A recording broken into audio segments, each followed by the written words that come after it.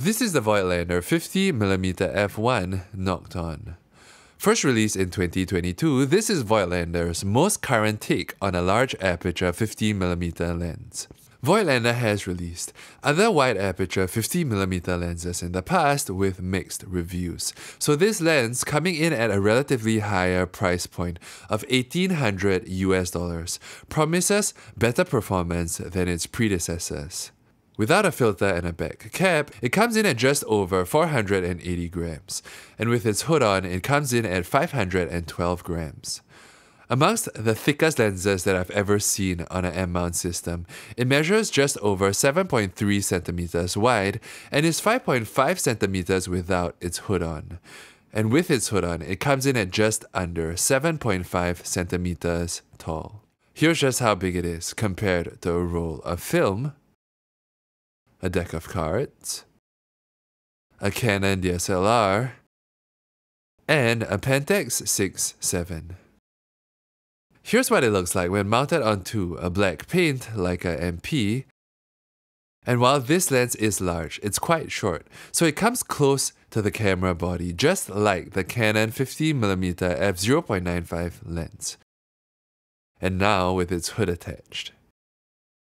And here's what the lens looks like when mounted onto the camera from the front.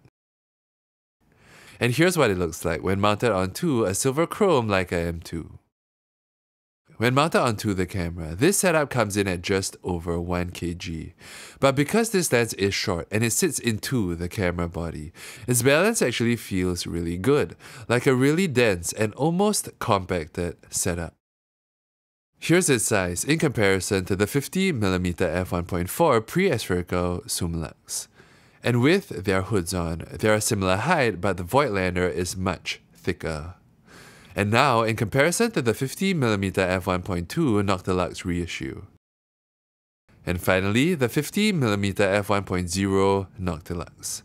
A full hands-on video comparing these two lenses is on its way, so subscribe if that's something you're interested in. The aperture ring goes from f16 to f1.0 in half-stop increments, and the focusing ring goes from infinity down to the closest focusing distance of just under 1 meter. It uses a scalloped focusing ring, and engraved into the lens you'll find distance markings from f2 to f16.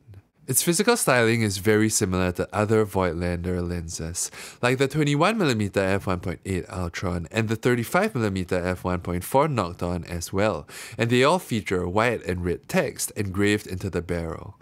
And full reviews on both these lenses are also live on the channel. If you're looking for a large aperture 50mm lens, this isn't an inexpensive option, but it's definitely one to check out. That's all for today's video. If you want to watch more videos like this in the hands, subscribe and I'll see you in the next video.